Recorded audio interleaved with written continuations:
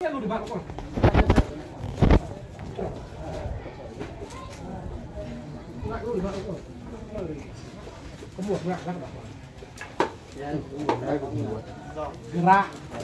เอาจะปึ้งตัวมันมุด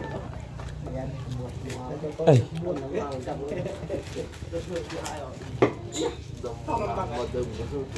ha ơi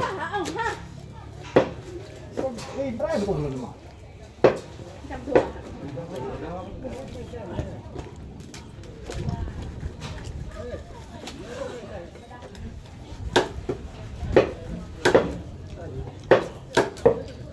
ba khang là tết mong chặt chim khang sau này ba về rêu khang ấy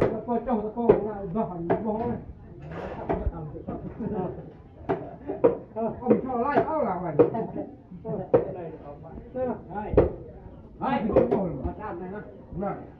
nó có được ai cũng biết